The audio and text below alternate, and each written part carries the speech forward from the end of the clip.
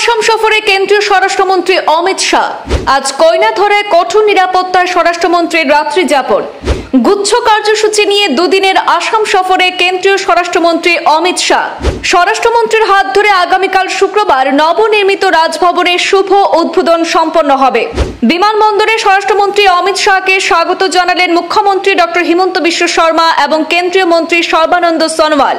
আসন্ন বিধানসভা নির্বাচনকে সামনে রেখে বিজেপির কোর কমিটির বৈঠকেও যোগ দেবেন অমিত শাহ। শুক্রবারে নবনির্বাচিত পঞ্চায়েত প্রতিনিধিদের একটি সম্মেলনেও ভাষণ দেবেন কেন্দ্রীয় মন্ত্রী। আজ বৃহস্পতিবার বিশেষ বিমানে সন্ধ্যায় গুয়াহাটিতে পৌঁছেছেন second in command in Modi অর্থাৎ ভারতের স্বরাষ্ট্রমন্ত্রী অমিত শাহ। আজ রাতেই বিজেপির চাণক্য খ্যাত শাহ রাজ্য কোর কমিটির সভায় অংশগ্রহণ করবেন এবং দলীয় আয়োজিত একটি নৈশভোজে অংশগ্রহণ করবেন।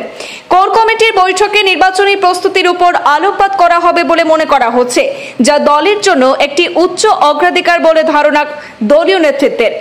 এদিকে রাত পোহালে আগামীকাল শুক্রবার স্বরাষ্ট্রমন্ত্রী অমিত শাহের হাত ধরে নবনির্মিত রাজভবনের আনুষ্ঠানিক উদ্বোধন হবে।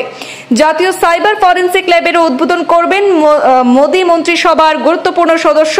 এছাড়াও ইন্দো তিব্বত সীমান্ত পুলিশ, আইটিবিপি, সশস্ত্র সীমাবল, এসএসপি এবং আসাম রাইফেলসের জন্য বিভিন্ন প্রকল্প উৎসর্গ করবেন স্বরাষ্ট্রমন্ত্রী অমিত শাহ।